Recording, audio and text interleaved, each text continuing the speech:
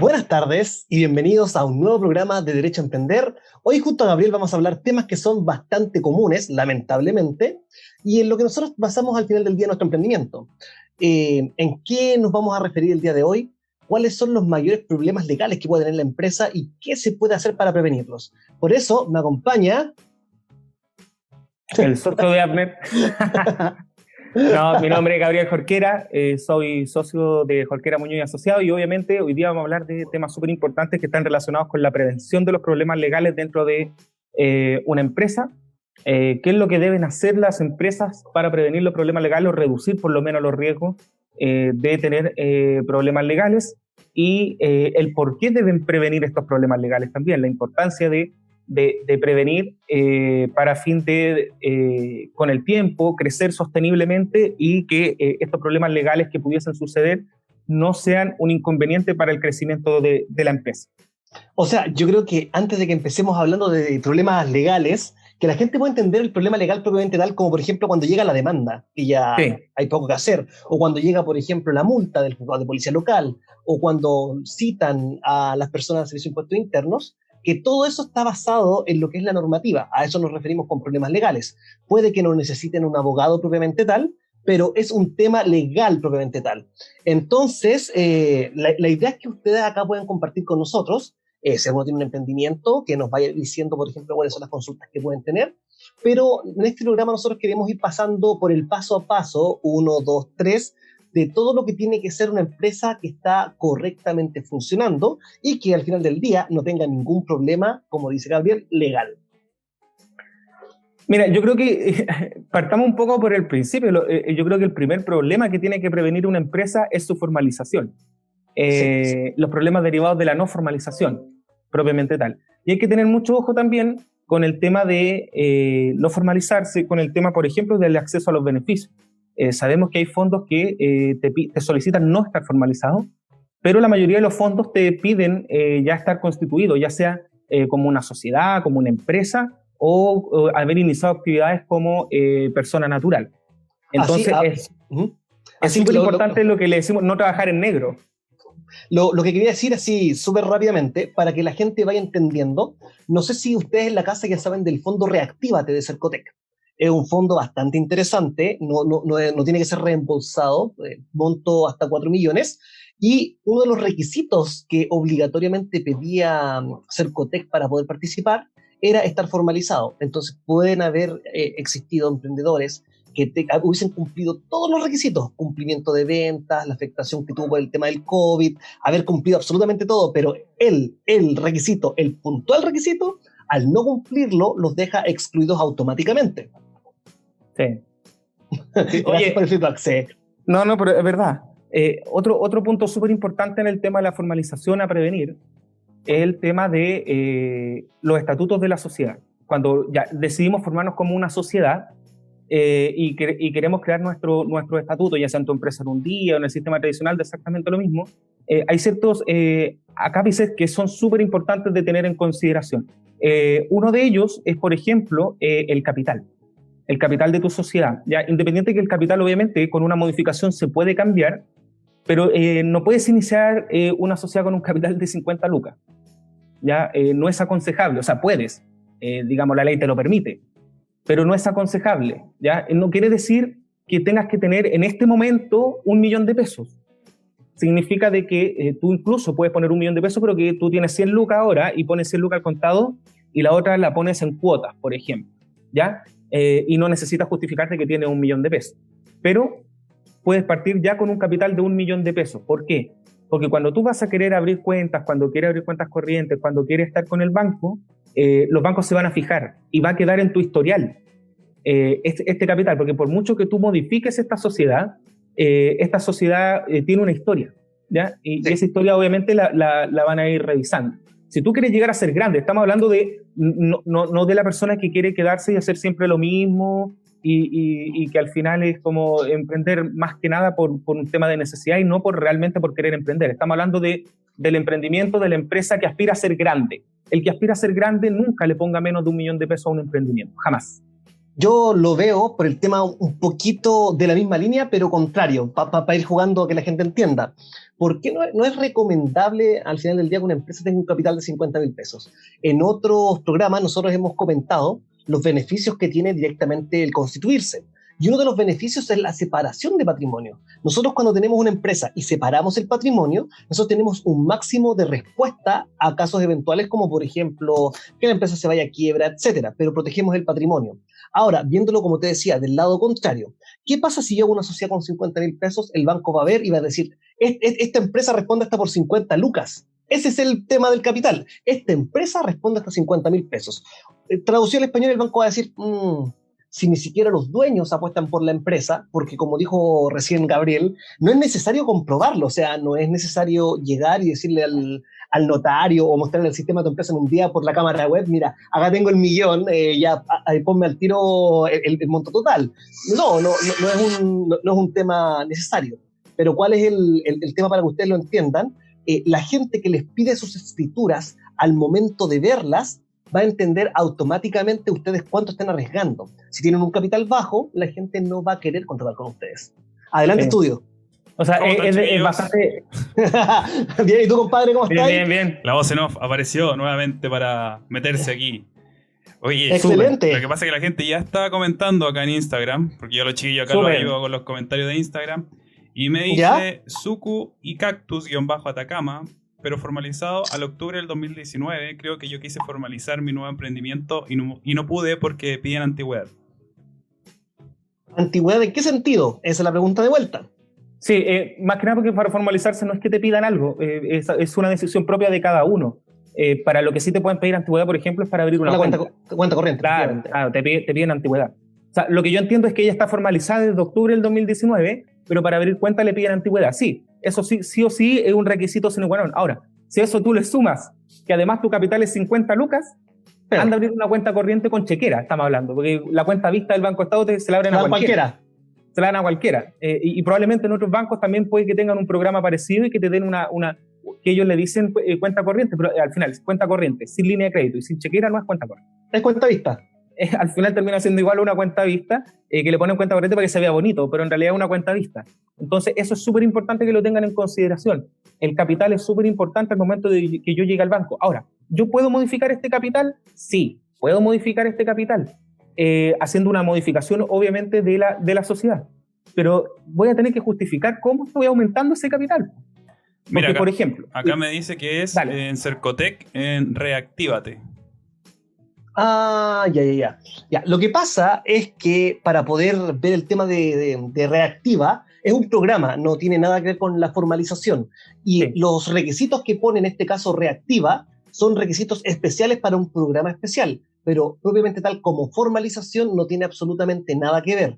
¿Por qué? Está pidiendo en este caso un tema de antigüedad de la empresa para poder postular, porque si no ponen ese sistema de bloqueo, ¿qué pasa si yo hago hoy día una empresa automáticamente? No estoy vendiendo nada. Y no estoy vendiendo nada, por favor ayúdenme, y quizás por error de sistema, una persona que no fue apta para ver la información, o de verdad política que puede ser errada, me llega esa plata a mí. O sea, esto es un sistema que está hecho para evitar ese tipo de errores, netamente por eso. Pero como nosotros estamos conversando de la formalización, tiene que ver con cosas distintas. Sí, sí. Así que esa era la respuesta. Obviamente siempre es una buena opción formalizarse y de hecho, por ejemplo, supongamos que el próximo año tiene un problema, va a poder postular a un beneficio parecido. Si es que no está formalizado, no va a poder nunca postular, ¿ya? A ese beneficio por lo menos que piden estar formalizado. Sí. ¿Ya? Tema súper importante, no me acuerdo en qué estábamos, algo con el capital, si no me equivoco. Sí, que se podía modificar el capital, por ejemplo. Sí, puedo modificar el capital, pero voy a seguir teniendo que justificar cómo estoy aumentando ese capital. ¿Ya? O sea, es más fácil hacerlo al constituir, poner un capital un poco más alto del que estoy poniendo y ponerle a otro pagadero en cuotas que después hacer un aumento de capital, porque el aumento de capital tiene que basarse en algo. Yo no puedo hacer un aumento de capital basado en nada. ¿Ya? Por ejemplo, decir, no, es que ahora vas a poder abrir chequera, voy a poner que tengo un capital de 20 millones. ¿Ya? ¿Y de dónde tienes? Y cuando haga la escritura, la junta de accionistas va a decir, bueno, ¿y cómo voy a subir ese capital? Porque sí, bueno, llegó plata. No, pues, ese es el tema. O sea, tú no puedes llegar y subir el capital así de tal cual, sobre todo al momento de modificar, porque al modificar hay que hacer una junta, ¿ya? Y esa es la diferencia. Ojo con esto. Y un tema súper importante, que ahora que tu empresa en un día te autoriza a no tener que ir a notaría, que puedes sacar una firma electrónica por 2 lucas en el mismo sistema de tu empresa en un día. Cuando tú inserta el capital, nadie te va a preguntar nada, ¿ya? Pero es súper importante poner un capital realista, ¿ya? Ahora, sobre eso, que también es importante, para que no se nos olvide, el tema que cuando uno inicia la sociedad, sobre todo lo que corresponde al sistema tradicional, el conservador de bienes raíces va a pedir un porcentaje, o el notario puede pedir un porcentaje respecto del monto, pero lo que tienen que acordarse es que si ustedes hacen hoy día la empresa y después la modifican, tienen que volver a pagar eso. Entonces pueden incurrir además en un doble gasto completamente innecesario, y en estos tiempos de pandemia, mi recomendación es la siguiente.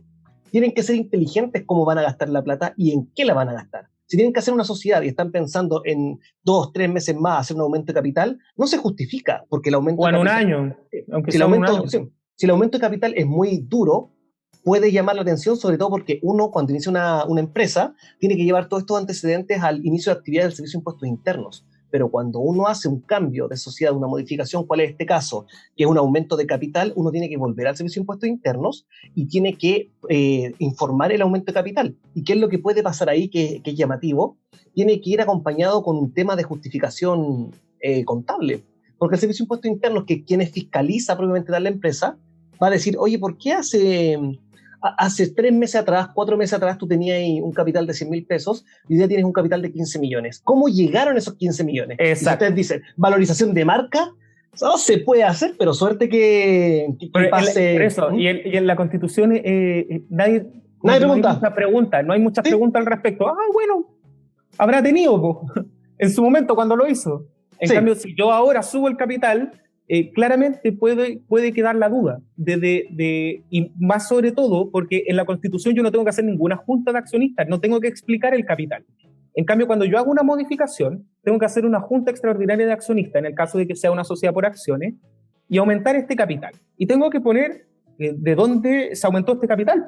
Se aumentó este capital porque entró un nuevo socio, se aumentó este capital porque obtuvimos utilidades y las vamos a reinvertir en la sociedad, se obtuvo unas utilidades porque resulta que logramos solicitar un crédito, hicimos inyección en capital fijo, qué sé yo, aumentamos el inmobiliario, compramos un auto para la empresa, lo que sea, pero tengo que justificarlo con algo, porque en la junta tengo que decir, se va a subir el capital de 1 millón a 20 millones, ya, ¿y de dónde salieron esos 19 millones? Tengo que explicarlo en la junta.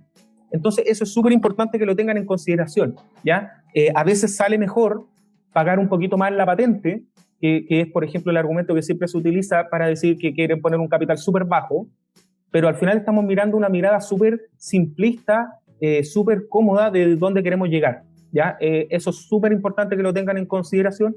Además de que eso también hay como darle vuelta, el mismo hecho de la oficina virtual, que aquí obviamente el cowork del club también tienen ahí oficina virtual, aprovechando el chin ahí para el club. Tienen oficinas virtuales y donde obviamente el cobro de la patente se hace mucho más bajo, porque obviamente tú no le puedes cobrar derecho de aseo a cada persona que esté en una oficina virtual, porque al final que hay derecho de aseo, uno va a la municipalidad, habla esto y se puede lograr esto. Así que para rebajar, digamos, el monto de la patente. Con respecto a lo mismo acá, en Instagram, también consulta Jimena cómo se puede justificar el aumento de capital. Ya, ahora el aumento de capital se puede hacer por múltiples factores. Por ejemplo, si es una sociedad por acciones, supongamos que es cerrada, no abierta, que ¿para qué vamos a meter el tema de la bolsa de valores acá que es innecesario? Supongamos que llega un nuevo socio. Supongamos, y ese nuevo socio, en vez de comprar acciones, se aumenta el universo de acciones. Al momento de aumentar ese universo de acciones, tiene que comprar esas acciones que se están aumentando, y al comprar esas acciones ingresó más plata a la empresa. Y ese aumento hace obligatoriamente que se tenga que hacer el aumento de capital, y también se tiene que modificar los socios. Entonces, ahí tenemos una. El tema número 2, supongamos que nosotros partimos con la marca Jorquera Muñoz y Asociados hace 3 años atrás, donde no teníamos ningún tipo de contacto o página web, no teníamos absolutamente nada, pero después de trabajar 3 años, hoy día la marca tiene un valor propiamente tal. Entonces nosotros podemos hacer una valorización de la marca, y eso lo podemos hacer como un aumento de capital, estableciendo que la marca hoy día vale más de lo que valía hace 3 años, y eso lo hace, una mecánica contable, no acá un abogado propiamente tal no te lo podría explicar de buena forma, pero sí un contador, que es valorización de marca. Pero sí es importante que para justificar el capital tenga todos los antecedentes para necesarios. Justificar este capital. Porque puede que no te pase nada, puede que nadie te pregunte, pero podría llegar aleatoriamente, por ejemplo, el Servicio de Impuesto Interno, ya tú, ven, oye, ¿de dónde sacaste la plata? No, es que lo que pasa, ya pues, tráeme los antecedentes. Sí. Entonces, una forma es, por ejemplo, que ingresen nuevos socios. Otra cosa es que realmente tu activo fijo aumente. Por ejemplo, se compran mobiliario, compran una oficina, tienen acceso a un crédito, por ejemplo, que va a ser para este tipo de cosas. O sea, ingresó cierto flujo de dinero que permite aumentar este capital. Tienen bienes raíces que fueron nuevamente tasados y aumentó el valor por plusvalía, y eso automáticamente, si está dentro de la empresa, aumenta también el valor. No, o sea, hay múltiples fórmulas. Sí. Muchas formas de lograr justificar, digamos, este aumento de capital. Lo que tengan ojo es que ustedes tienen que tener la plata suficiente, entre comillas, los ingresos, las rentas suficientes para justificar de que ustedes pueden comprar y sostener ese capital. No, pero también es importante. Sí. Y lo otro es que hay que informarlo.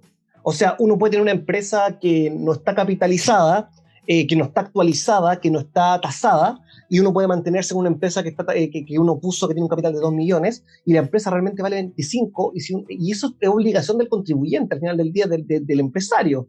O sea, por eso, hablando de las sociedades que son, en este caso por acciones, tienen una junta de accionistas obligatoria, donde esta junta de accionistas obligatoria se tiene que informar todo lo que ha ocurrido con el tema de las utilidades de la empresa, cuánto se está vendiendo y el reparto de las utilidades. O sea, uno cuando es una empresa actualmente no entiende mucho qué significa esto, pero hay obligaciones, y una de las obligaciones del administrador es informar el tema de las utilidades que tiene la empresa y cómo se van a utilizar, cómo se van a repartir estas utilidades, y si alguna de esas utilidades va a volver a ingresar nuevamente a la empresa, etcétera. Y cuando eso ocurre, cuando se termina esa junta de accionistas, que puede ser ordinaria o extraordinaria, hay que levantar un acta, y cuando se levanta esa acta, si se establece que la empresa efectivamente subió de capital, hay aumento de capital, se tiene que hacer obligatoriamente la escritura. Entonces hay unas obligaciones que de repente la gente no las entiende, y por eso es importante que antes de que se equivoquen puedan preguntar. Acá están en su espacio, disfrútenlo, aprovechen, Oye, aquí hay una pregunta. Espérame que se me desapareció. ¿Ya? Felipe Miranda. ¿Ya? Cuando creas un emprendimiento, ¿qué se recomienda? ¿Crearse como empresa jurídica o como una persona natural? ¿Y qué tipo de empresa jurídica, obviamente, para el emprendimiento? ¿Quería hablar tú? No, pues te estoy preguntando yo. Me estoy preguntando a mí. Ya. Siempre nosotros con Gabriel decimos exactamente lo mismo al final del día. Si uno quiere hacer una empresa y uno eventualmente va a tener riesgo, o tiene un riesgo pidiendo un crédito o creciendo y aumentando el tema del capital, pero al final del día uno trabaja para tener una casa, para tener lo suyo, puede ser una tele, etcétera. ¿Qué es lo que pasa con la empresa? Si uno se equivoca, se cae y no tiene el patrimonio separado, pueden ir contra todo lo que uno tiene, porque uno responde con el patrimonio completo. En este caso, si uno no separa el patrimonio y uno se equivoca, va a responder con absolutamente todo. Si tienes una casa a nombre tuya, la casa va a responder en caso de que tus acreedores vayan y te tiren la cadena. Entonces es un tema que uno tiene que acostarse y pensar, porque al final del día es una estrategia. Si yo me equivoco, que errar es humano, todo el mundo tiene el derecho, ¿Cómo voy a responder? ¿De forma inteligente, protegiendo lo que yo tengo y también lo de mi familia? ¿O me arriesgo absolutamente, que yo no considero que sea la mejor respuesta, y respondo con todo mi patrimonio? Si el emprendimiento tuyo, en este caso, un emprendimiento por 200.000 pesos, que no sé, inventando algo, te dedicas a escenografía o, por ejemplo, a plasmar imágenes ¿cómo se llama? En tazas, donde sabes que, por ejemplo, vas a sacar un crédito por 300.000 pesos máximo, si te equivocas en eso, ¿tienes la capacidad para responder?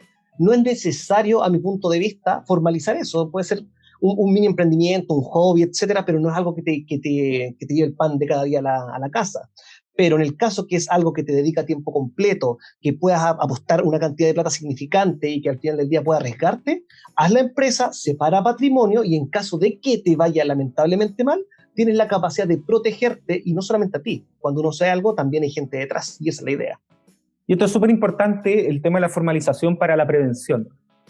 Nosotros muchas veces vemos que cuando se constituyen sociedades, se analiza el tema tributario, si tu patente, para que paguen, que la idea es que siempre paguen poco impuesto, y que la patente te salga lo más barato posible, y todo gira en torno a eso, pero la gente no se dedica, y de hecho, lamentablemente, es porque la profesión de la gente que realiza la mayoría de las constituciones no es derecho, y lamentablemente es así, y sorry que lo diga, pero pastelero tus pasteles.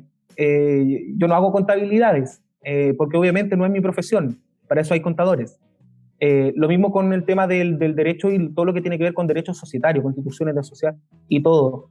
No todo gira en torno a lo que pasa con el Servicio de Impuesto Interno, lo que te pide el Servicio de Impuesto Interno. Hay cosas que van mucho más allá y que traen problemas mucho más graves aún que los que pudieses tener con el Servicio de Impuesto Interno. Porque el Servicio de Impuesto Interno, por último, si la Constitución no le gustó el Servicio de Impuesto Interno, así otra. Pero ¿qué pasa, por ejemplo? Vaya a emprender con socios. Si va a emprender con socios, ¿qué sociedad me conviene? Si voy a emprender solo, ¿qué sociedad me conviene? Si voy a hacer una constructora, ¿qué sociedad me conviene? Si voy a hacer... va a depender mucho de lo que tú vayas a hacer, el tipo societario que te va a convenir, ¿ya? Va a depender mucho cuánto capital vas a aportar tú, cuánto capital va a aportar tu socio. Si tú vas a aportar capital, porque incluso puede ser un capital que tiene que ver con algún conocimiento, alguna patente de invención, alguna marca comercial que ya exista, que se va a aportar a una determinada nueva sociedad. Todo eso va a depender para elegir cuál va a ser el tipo societario que mejor se acomode, digamos, a las necesidades de cada uno. Otra cosa importante, en palabras simples, yo siempre recomiendo sociedad, ¿ya? Hagan sociedades, no inicien como personas naturales, salvo que, no sé, como decía Abner, van a hacer algo chiquitito, o algo de subsistencia, por ejemplo, ahora con el tema de la cuarentena, y van a, no sé, hacer delivery. Da exactamente lo mismo como lo vayan a hacer, el tema es que puedan funcionar, ¿ya? En este momento, digamos, de algidez y que está todo este tema de la incertidumbre. Pero si ustedes quieren planificar una empresa, algo real, algo... a ver, no quiero menospreciar, digamos, las empresas que son chicas y que no aspiran tampoco a mucho más, pero el hecho de poder formalizarse como una sociedad con un capital que no sea tan inferior a 1 millón de pesos, tiene que ver con empresas que realmente aspiren a llegar arriba, que aspiren a crecer, ¿ya? Que no sea una empresa como que aspiren netamente a quedarse chiquitito, porque si aspira a quedarse chiquitito realmente, si ustedes van a emprender solo una IRL, perfecto. Una microempresa familiar, perfecto, ningún problema, o sea, la ley para eso existe, ¿ya? Pero no aspiren a ser una gran empresa con una MEF. O sea, yo lo veo... Una microempresa familiar, o con una IRL. Mira, yo lo veo de la siguiente forma para que se entienda en la casa. Yo, por ejemplo, sé mecánica básica y también sé intermedia. Si alguien me pasa un computador y dice, arréglamelo, y le cobro, no sé, inventando algo, 20 lucas por hacer algo que me pida, ya sí lo puedo hacer. Y puedo agarrar de repente 3 computadores al mes. Y lo hago porque, o sea, uno genera un movimiento, que nunca es malo, y lo segundo es que lo paso bien. A mí me gustan esas tonteras. Pero si ustedes me preguntan a mí, ¿es lo que yo quiero dedicarme o es lo que yo estoy dedicando mi tiempo? La respuesta es no. ¿Es lo que está pagando mi vida al día de hoy? La respuesta es tampoco. Entonces, a pesar de que pueda arreglar computadores o pueda arreglar un auto, ¿lo justifico para poder llevarlo a una empresa? La respuesta es no. Entonces ustedes tienen que saber lo que están haciendo. Si ustedes saben que es algo momentáneo, algo que va por ahí nomás, La recomendación es no lo formalicen porque tiene costos asociados, y no es el costo solamente de la notaría o de la notaría del conservador y el diario oficial, si es que corresponde, sino también está la patente comercial. Y la patente comercial, si uno la paga completa, es cara, y si uno la paga por el tema de lo que puede haber una oficina virtual, igual tiene que pagarle al cowork o a la oficina virtual. Al final del día son costos que van sumando, y si ustedes saben que el monto de ganancia no va a ser lo suficiente, yo no lo recomiendo. Y hablando de forma dura, actualmente por todo lo que está en la pandemia, yo no creo que hayan fiscalizadores viendo, por ejemplo, no sé, lo que veían antiguamente, que pasa un fiscalizador en Santiago y ve una persona vendiendo CD, inventando algo, o ya agarrémoslo, quitémoslo, pasémoslo a carabineros. Ya no es el caso. La fiscalización hoy día está muy baja, porque también se subentiende que la gente tiene que hacer otro tipo de cosas para subsistir. Ahora, en tiempos normales, probablemente uno diga, puta, ¿te querés dedicar a esto? Ya sí, formalízalo porque puedes tener muchos problemas. Número uno de eso es la fiscalización. Pero hoy día la fiscalización no está de la misma forma, y al final del día ustedes tienen que elegir.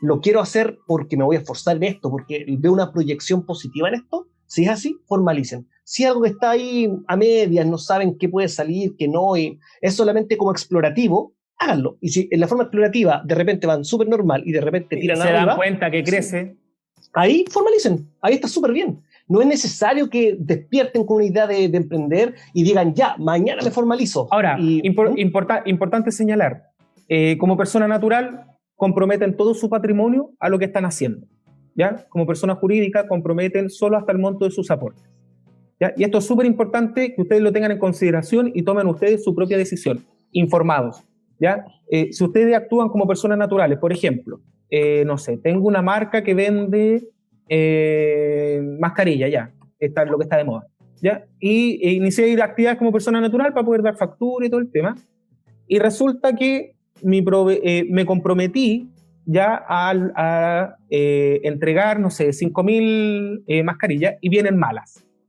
Y resulta que no me van a pagar y por tanto quedé endeudado con el proveedor, ¿ya? Y el proveedor me viene a cobrar. Y resulta que yo tengo mi casa y tengo mi auto. ¿Me pueden embargar esa casa y ese auto? Sí. Se lo van a llevar y obviamente van a perder esa casa y van a perder ese auto. Ahora, si ustedes se formalizan como una sociedad, como una persona jurídica, una empresa, en ese caso, si ustedes no tienen bienes en la empresa, entre comillas, mala suerte, por decirlo de alguna manera, y solo van a poder perseguir los bienes que son realmente de la empresa y los suyos solo hasta el monto de sus aportes. Ahora, es importante porque, no, para que no haya confusión. ¿Qué pasa en el caso de que yo tengo una empresa y yo como persona natural voy, agarro mi tarjeta de crédito, la paso y le compro algo a la empresa y yo me quedo callado? Nada que ver. Y después yo no pago la tarjeta de crédito. Yo digo, no, pues esto tiene que pagar la empresa. Esto es una invención para que lo entiendan en la casa. Por mucho que yo pagué algo con mi plata para la empresa, no esté informado, la deuda es mía. Es mi patrimonio que está separado de lo que es la empresa. La tarjeta está a nombre mío, no está a nombre de la empresa, por lo tanto, eso es mío.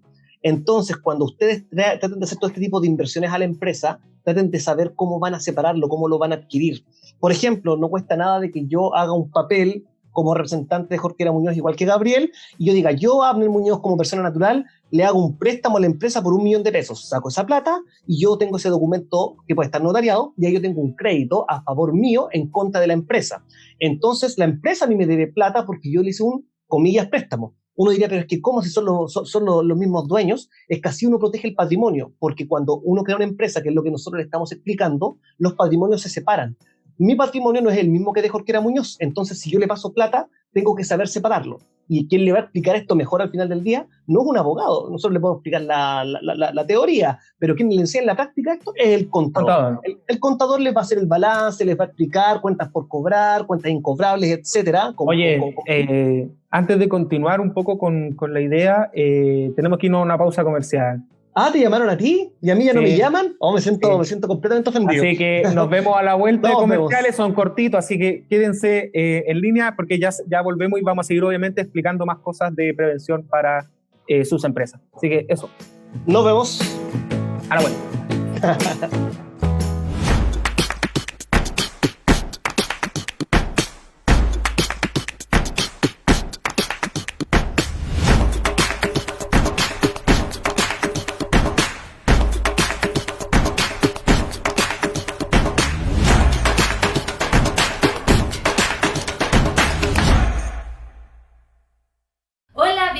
a un capítulo más de El Club de los Emprendedores. Hoy día vamos a estar entrevistando... Momento. Interrumpimos este programa para decirles a todos que nos volvimos locos, totalmente locos, aquí en el Club de los Emprendedores. ¿Qué?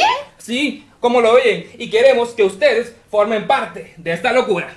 Es hora de que puedas formar parte de nuestra familia, siendo auspiciador del club o teniendo tu propio programa de televisión. No te pierdas esta gran oportunidad de formar parte del mejor club, El Club de los Emprendedores.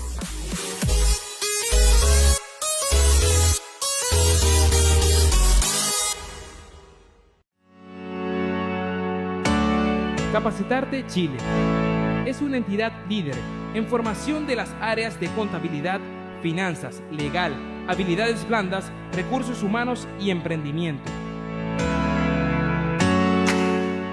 donde hemos estado presente a lo largo de todo el país, desarrollando distintos trabajos de capacitación de manera ética, eficiente y práctica, al cual hemos formado a más de 5.000 personas que gracias a nuestros distintos programas han tenido la oportunidad de mejorar sus competencias profesionales, encontrar trabajo o desarrollar sus emprendimientos de manera correcta.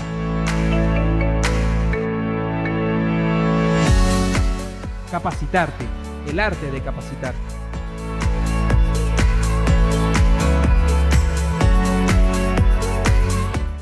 Bienvenidos nuevamente, hemos vuelto después de una corta propaganda, gracias, ya nos escucharon que eran muy largas las anteriores, así que vamos a volver con el tema. Creo que había unas preguntas por ahí, ¿o no? Sí, yo tengo aquí una pregunta. Ya, canta. Para que obviamente, espérate que se mueren, aparece mi celular, está súper lento. Ya dice, Jorge Cepeda, Godoy. ¿Ya? Un saludo también a Jorge. ¿Cuál es el tratamiento para una empresa IRL, pero la deuda la tengo como persona natural, para el efecto del inicio de actividades?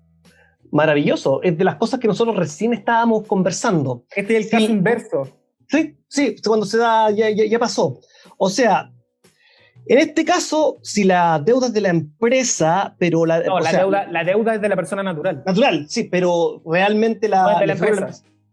Es de la persona natural. No es de la empresa, es de la persona natural. Persona natural, pero esa deuda versa por el tema de la empresa, o por el funcionamiento de la empresa, ¿no? No. Tiene una deuda.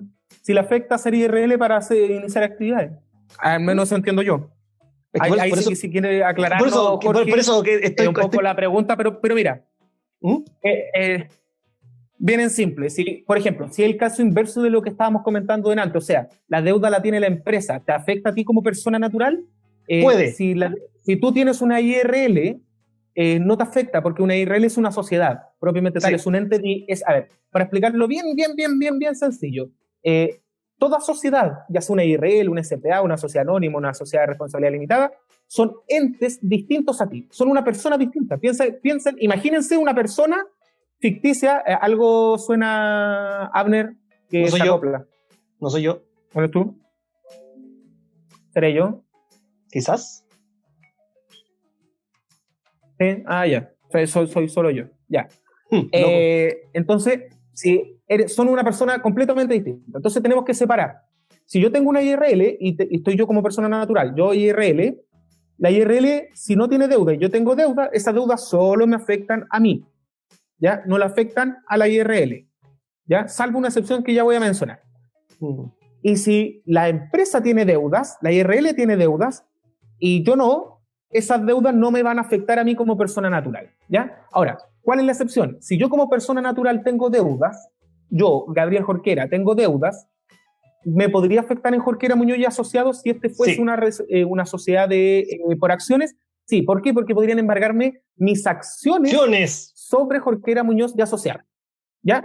Eso en el caso de que ustedes sean una SPA, ¿ya? Y esa es una diferencia que te ayuda, por ejemplo, a decir, bueno, podría ser limitada mejor, porque en limitadas no te pueden dividir esto, no es como, voy a sacar tus derechos, ¿ya? Porque ahí no son acciones, son derechos. Son derechos. ¿Ya? Ya vamos a tener un programa para explicar esa diferencia, pero es súper importante que tomen en consideración esto. La IRL, obviamente, como eres una persona única, sí podrían embargarte. Ahora, en toda empresa, sí te pueden embargar hasta el monto de tus aportes, tus utilidades propias. O sea, cuando tú declaras renta, hay una renta que es de la empresa y una renta que es de uno de persona natural, ¿cierto? Ya. Sí. La de la empresa, si yo hago retiro de utilidades, pasa de la empresa, de renta de la empresa, a renta mía personal, que es lo que a mí me corresponde de utilidades de esa empresa. ¿Ya? Y en ese transbordo es matanga. Ese te lo puede, matanga dijo la changa. ¿Ya? Matanga dijo la changa, venga para acá y cobramos la deuda, en caso obviamente que ya esté esto iniciado judicialmente.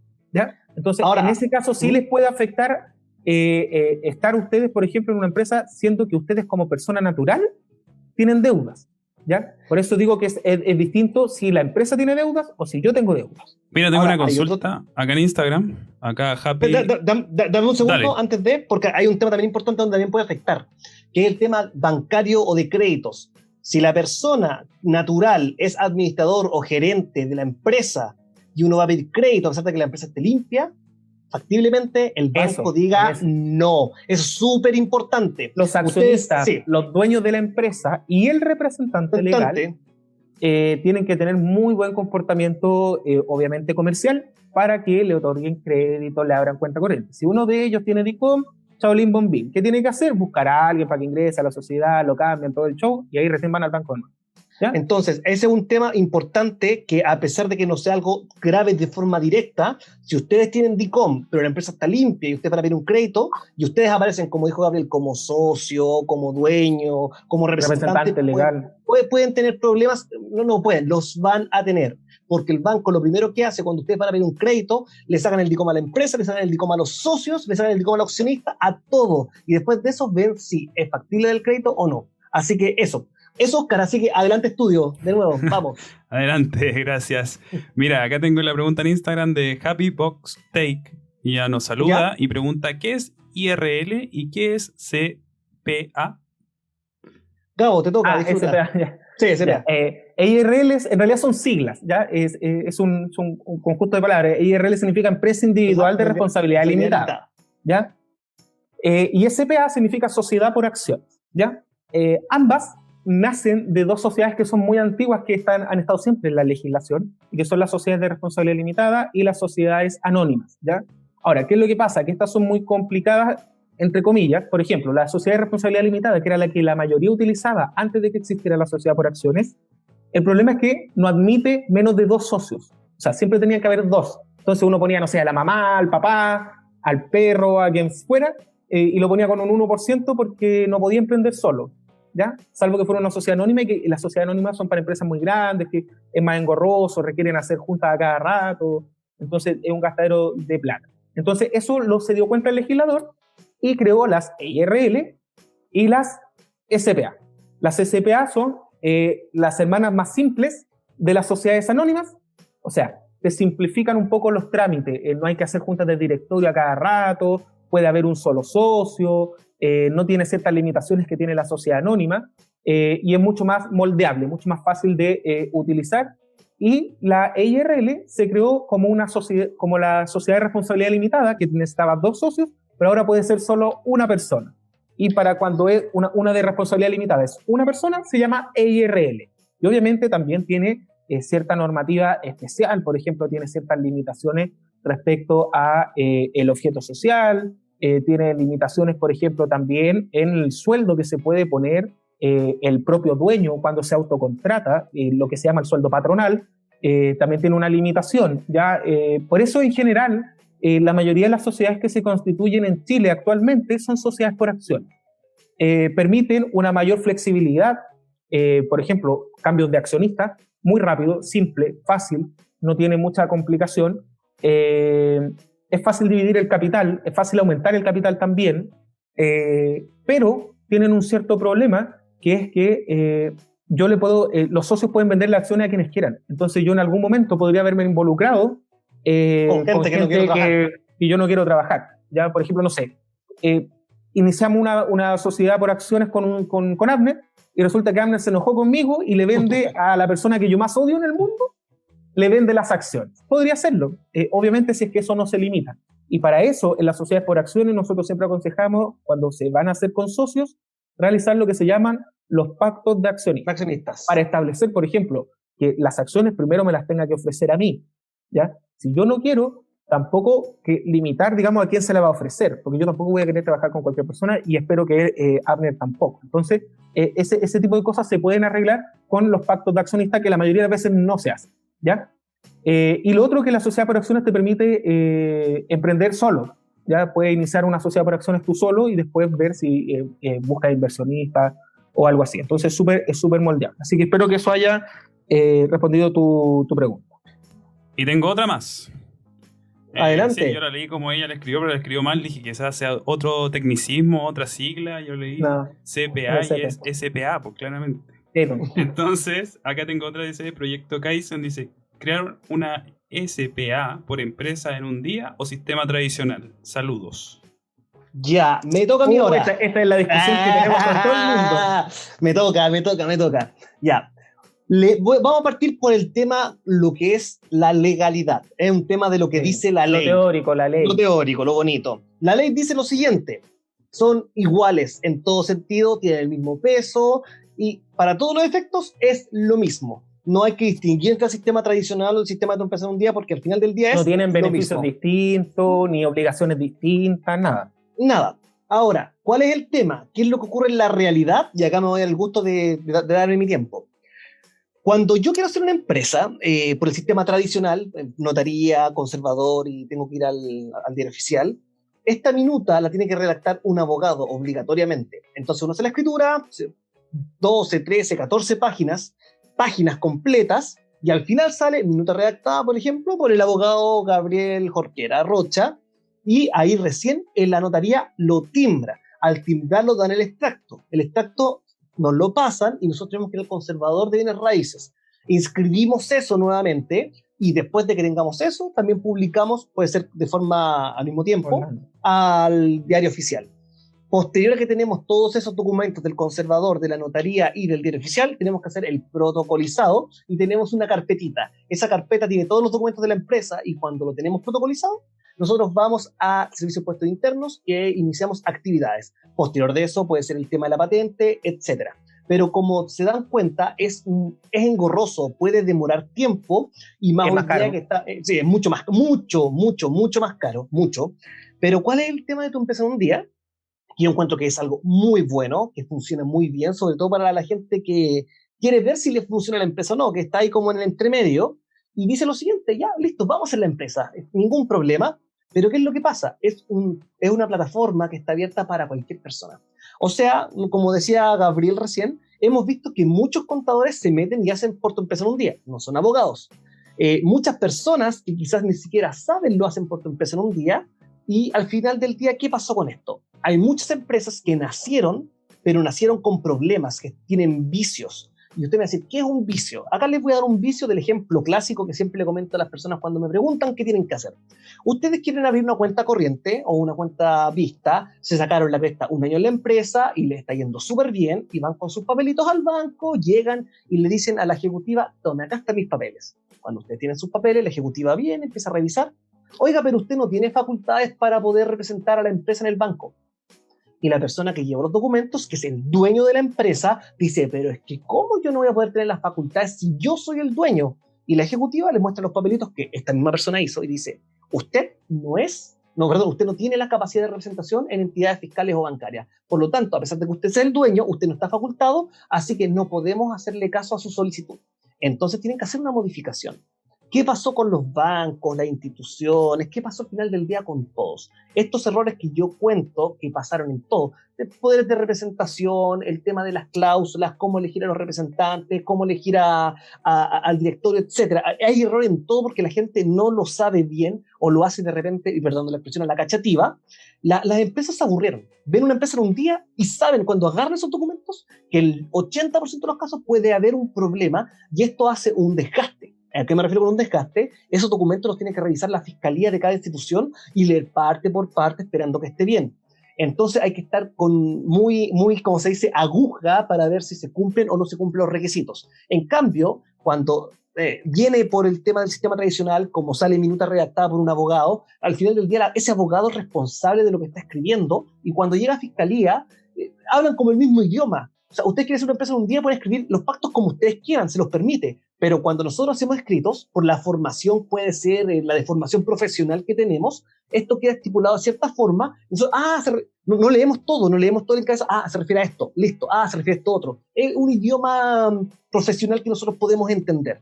Entonces, para Fiscalía, por el sistema tradicional, es más simple, porque el sistema de empresa en un día tiene un desgaste mayor y se aburrieron. Entonces, usualmente hay discriminación, que está prohibida por ley. Pero uno llega y se quiere una cuenta, ya, muéstrame tu empresa en un día, no sé, déjame hablar con mi superior, no te aseguro nada. Pero uno llega con tu empresa tradicional, toma, acá están mis documentos, ya, listo, quiero un cafecito, el plato es diferente, la forma es distinta, y al final del día es netamente un tema práctico, no es un tema teórico. Teórico es lo mismo, pero en la práctica se hizo mal uso del sistema de tu empresa en un día con muchos errores. Y al final del día las personas, en vez de cerrar esas empresas, hacían otras porque era tan fácil que mejor se olvidaban de una y quedaban muchas empresas que estaban viciadas. Netamente eso, con historia y con todo. Así que, ¿algo más que agregar, querido socio? No, 10 minutos, weón, para explicar. Es que. Para explicar, weón, la diferencia entre tu empresa en un día y el sistema tradicional. Mira, yo, siendo sincero, la única diferencia que le encuentro, obviamente, el trato que tienen, sobre todo los bancos, respecto a lo que es tu empresa en un día. No quiere decir que no te van a dar el crédito, pero te van a poner muchas más trabas. Lo que sí, el sistema tradicional lo que te permite, por ejemplo, en una sociedad por acciones, es que los socios estén un poco más encubiertos que en tu empresa en un día. Porque tu empresa en un día, cuando tú vendes acciones, o sea, quieres salir de la empresa y no quieres aparecer, cuando tú vendes acciones en una sociedad por acciones por tu empresa en un día, tienes que publicarlo en el sistema de tu empresa en un día. Por tanto, para todo el mundo vas a aparecer. Y si vendiste esas acciones, vamos a saber a quién se la vendiste y por cuánta plata se la vendiste. En cambio, en el sistema tradicional no es necesario inscribir las ventas de acciones. Solo es requisito tener un libro de accionista en la empresa, un libro físico, en tu empresa donde salen todas las ventas de acciones. Pero no hay un registro público por internet donde tú puedas ver a quién le vendo las acciones, por cuánto le vendí las acciones, a quién se las compró y a quién se las vendió. No existe ese requisito, ¿ya? Por tanto, eso obviamente puede ser, llegar a ser un beneficio en caso sobre todo de problemas con deuda, saber esconder un poco, digamos, de quién son las acciones actualmente, ¿ya? Por eso es súper importante también tomar en consideración, asesorarse antes, planificar antes y revisar muy bien este tema. Mira, hoy hay más preguntas, así que para que vayamos respondiendo las preguntas en el tiempo que queda. Ya, dale. Espérame que me aparezca, ya te dije que me... Ya, Jessica Colque me escribe, ¿una sociedad anónima la puedo transformar en una SPA? Y Jorge Cepeda también pone, ¿puedo pasar de EIRL a SPA? Que al final es la misma pregunta, pero con tipos sociales distintos. No es como el matrimonio, para partir explicando de esa forma. Ya, pero es simple, sí, pueden transformar. Cualquier tipo social se puede transformar. Ya, si usted tiene una sociedad por acciones, la pueden transformar en limitada, una limitada en sociedad por acciones, una IRL en una sociedad por acciones. El único requisito, obviamente, si van a transformar una sociedad por acciones en una sociedad de responsabilidad limitada, por ejemplo, y son ustedes solos, van a tener que agregar a alguien más. ¿Ya? Es obvio por el hecho de... Los requisitos que requieres, nada más que requisitos de cada sociedad, nomás. Pero en general la puedes transformar en cualquiera, ¿ya? O sea, si tú tienes una IRL, puedes algún día transformarla en SPA, o mañana mismo, si quieres, o en una sociedad anónima incluso, ¿ya? Al final del día, al Estado lo que le importa es que ustedes como contribuyentes sigan pagando. Así que no hay problema con eso. Mira, pregunta Nora Bernardita Imio. ¿Ya? Si no retiro las utilidades, ¿ahí no me pueden embargar las utilidades? Estamos pensando, esto tiene que haber sido en el contexto de que estamos hablando de deuda de persona natural, ¿ya? Persona natural, la persona, yo, Gabriel Jorquera, no Jorquera Muñoz, ¿ya? Esta deuda mía que yo tengo, por ejemplo, si Jorquera Muñoz ganó mucha plata en el año, entonces, qué rico, voy a retirar plata. Entonces, si la retiro, ¡pum! Matanga dijo la changa, me la quito, sí. ¿cierto? Ya. Sí. Si yo no la retiro, esa plata sigue siendo de la empresa. Por tanto, no podrían tocar esa. ¿Ya? Sí. Ahora, el tema es que eventualmente se va a considerar que yo nunca gané plata. Para el servicio de impuesto interno, para el banco, para todo. O sea, por mucho que haya ganado plata la empresa, no es plata mía. Yo no gané plata. Ganó plata la empresa. Es distinto. Por eso, así que la respuesta a su pregunta es precisamente que sí, no le van a poder embargar en ese caso, en el caso de que esto sea una deuda de la persona natural, una deuda suya como persona, no le van a poder embargar utilidades que tenga una empresa si obviamente no hay ese retiro de utilidades, ¿ya? Pero ojo, que si usted tiene una sociedad por acciones y le podrían embargar sus acciones, y embargando sus acciones van a tener acceso a la sociedad y por ende al retiro de las propias utilidades. O sea, la vuelta es más larga, pero podrían llegar igual, ¿ya? Chicos, no sé si lo respondieron, pero tengo una pregunta acá en Instagram de Maquita. Y dice, ¿cuánto es el tope de remuneraciones para una IRL y una SPA? SPA no tiene monto. Es así de simple. De la IRL es el sueldo patronal. Eso, para darlo en un monto actualizado, denme un segundo, porque eso varía, sueldo patronal 2020. ¿Lo tenés tú por ahí, Gabo, por casualidad, o no? Sí, son 80.2 UFs. Que eso, UF, calculadora. 2 millones y algo. 2.871.652 pesos. Eso es el tope. El tope. Ahora, tampoco es tan bajo. Si lo pensáis, para recién partir, está bien. Pero el tema es que obviamente uno aspira a que tu empresa vaya creciendo y obviamente que tu remuneración dentro de tu propia empresa vaya siendo mayor a medida que va pasando el tiempo. Ahora, es súper importante, por ejemplo, para establecer cuál es el monto que yo debo ponerme en el contrato, que lo analicen con un contador y eso se planifique. ¿Por qué? Porque, por ejemplo, estáis vendiendo 1 millón al mes y te queréis poner un sueldo de 1 millón. ¿Tiene sentido? No tiene sentido. ¿Ya? ¿Por qué? Porque de ese 1 millón tú vas a tener que pagar. Cuando yo me contrato, voy a tener que pagar mis imposiciones, voy a tener que pagarme salud, impuesto a la renta en este caso, impuesto a la renta, impuesto único técnicamente. Claro, entonces a la larga también puede ser una complicación, así que mucho ojo cuando ustedes se quieran autocontratar, ¿ya?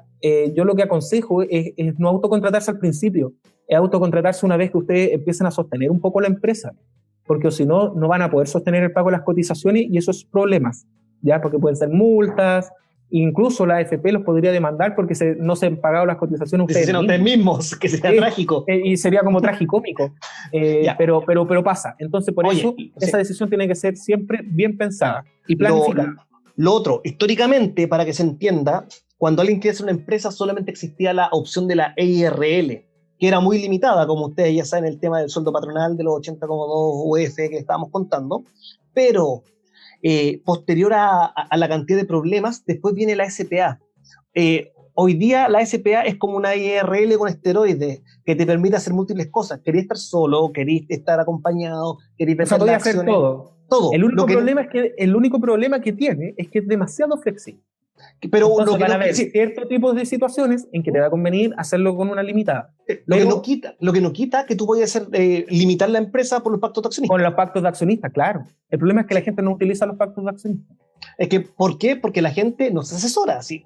O sea, piensen ustedes que, no sé, hablando de una empresa grande, McDonald's, Coca-Cola, inventen la que ustedes quieran. ¿Creen que tiene una constitución de 10 páginas, de 15 páginas? ¿O que tiene, de la pregunta que hizo acá la persona, no recuerdo el nombre, de la empresa, la constitución por tu empresa en un día? No, es una cuestión que tiene hojas y ahora, hojas. Ahora, siendo súper sincero, constituirse, alguien que está recién empezando, va a partir solito, tiene, no sé, 200 lucas para partir, puede hacerlo solo.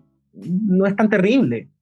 Pero, por ejemplo, una persona que tiene un emprendimiento y se resulta que se juntó con 4 amigos y van a hacer un emprendimiento y todos van a poner 10 millones de pesos, realmente mejor paguen la asesoría. Porque primero tienen que ver el tema, y no tanto el tema tributario, sino que el tema de qué pasa si uno de ellos se enoja, qué pasa con los conflictos que van a haber. Porque cuando uno emprende con esos conflictos, hay. El tema es si ese estatuto social establece una forma de solución de conflictos. Y rápido, porque se manda usualmente arbitral. O te van a mandar a juicios arbitrales que valen una millonada de plata que no puedes pagar y decir, chucha, ¿y en qué me metí? Y no me puedo salir tan fácil. Entonces, es un tema que deben asesorarse. Ahora, si van a empezar un emprendimiento solo y quieren hacer por su empresa en un día, no tienen plata para asesorarse, o sea, el consejo siempre es asesorarse. Pero si no tienen la plata, podrían hacerlo perfectamente por tu empresa en un día y empezar a funcionar y después vamos viendo. Y por último, si quedó algo malo en el estatuto, se modificará. Es engorroso, es una lata tener que modificar los estatutos sociales, se ve feo tener que modificar por errores los estatutos sociales, pero tiene solución, tiene solución, exacto. Pero cuando ustedes están emprendiendo con montos grandes, que van a emprender con socios, tienen que analizar muchos factores, que es súper importante que todos esos factores estén en los estatutos sociales. O sea, si tienen tal problema entre ustedes, van a los estatutos sociales y dice cómo se soluciona. Si tienen este otro problema, van a los estatutos sociales y así se soluciona. Entonces, eso es súper importante que lo tomen en consideración como prevención, ¿ya? Hoy día, al final, estuvimos casi todo el programa hablando de prevención respecto de formalización. Obviamente, en algún momento vamos a empezar a hablar de prevención también respecto en otras materias. Operación, yo creo. Sí, operación. Sí. Así que espero que este programa les haya servido. Ya estamos en la hora. ¿Querías decir algo? No, o sea, lo importante al final del día es, miren, si ustedes saben que van mal y tienen dudas, pregunten, porque si el problema, o sea, como todo, al menos en derecho, tiene plazos. El derecho tiene muchos plazos, nosotros vivimos preocupados de los plazos. Si ustedes dejan un problema durmiendo y se olvidan y se hacen los locos, porque así es el chileno, así que yo también me he equivocado, yo creo que todo el mundo se ha equivocado de esa forma, quizás cuando ustedes están con el dolor de estómago hoy día, tienen la solución, pero si lo dejan pasar, quizás ya no tenga solución. Por eso el programa de hoy día es, sea una prevención, o sea, sea previo, no lleguen a la instancia donde ya no hay nada más que hacer. Pregunten, asesórense. Hoy día, criticando un poco mi rubro, hay muchísimo abogado y hay muchísimo abogado que no cobra por la consulta. Entonces ya de repente una persona llega y dice, es que yo no estaba informado, yo no sabía o no sabía qué hacer. Ya eso también es parte de uno. Ustedes tienen la facultad de poder buscar un poco más de información. Y no información complicada donde uno se meta y lea la ley. No entiendo la ley. Entiendo, sí. Pero hay video explicativo. O sea, acá nosotros... nosotros un poco la función que estamos tratando de cumplir es de acercar un poco el derecho a la gente. Sabemos que el derecho es súper fome, es engorroso, usa un tecnicismo que nadie entiende, solo nosotros los abogados, y a veces tampoco ni siquiera nosotros, porque usan palabras rimbombantes, como que les gusta hablar así como, sí. Sácame la popa de la boca. Sí, de hecho no sé si ustedes escuchan hablar a la mayoría de los abogados, y los abogados empiezan, sí, hay que distinguir, bueno, a su vez lo que pasa, y empiezan a usar muchos conectores. Colega. No. Ese tipo de conectores que utilizan como... es menester. Es menester decir tal cosa, debido a que... Es dable ver esto. Es dable señalar. Entonces, todas esas palabras rimbombantes que al final no tienen ningún sentido, nosotros tratamos de llevarle un poco el derecho de forma cercana, de forma sencilla, para que entiendan la parte práctica del derecho, lo puedan aplicar a su vida diaria, y eso es lo que tratamos de mostrarles. Así que obviamente los voy a dejar invitados porque ya estamos cerrando. Es nuestra responsabilidad social, es para donde nosotros estamos apuntando con este programa. Nuestro negocio está hecho para otro lado, pero acá nosotros tenemos una responsabilidad social para con la gente, para que ustedes también aprendan, para que sepan cómo esto opera, y al final del día, si ustedes se equivocan, ya podemos decir, bueno, ustedes sabían y se equivocaron, pero fue un tema suyo. No fue un tema de que faltaron oportunidades. Aquí está la herramienta. Acá está la herramienta. De hecho, siempre nos pueden contactar en nuestras redes sociales, Jorquera Muñoz y Asociados, en Instagram, en Facebook, en LinkedIn. El nuevo Twitter, que es Homu Asociados. Sí, Homu Asociados. Y también en la página de conducción. Estamos iniciar ahora en Derecho a Emprender, en Instagram, en Facebook. También nos pueden seguir. Obviamente vamos a estar subiendo contenido, nos pueden hacer sus preguntas respecto a lo que se habló en el programa si les quedó alguna duda. Y obviamente nos vemos el próximo martes a las 17 horas en Derecho a Emprender. Así que eso, mismo canal, grande, misma hora. Y ánimo a todos a no deprimirse con este tema de la cuarentena. Así que nos vemos. Lo estaba viendo.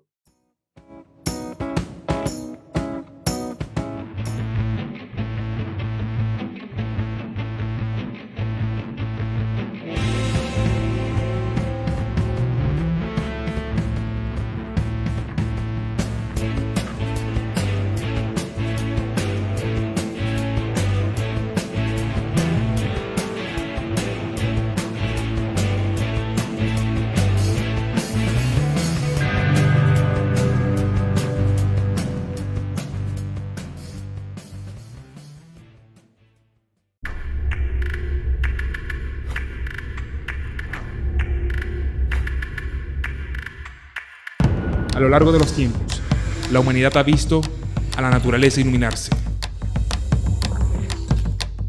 Y ahora es tiempo de que tus ideas se enciendan y no permitas que se apaguen. Coworking Club. Enciéndete.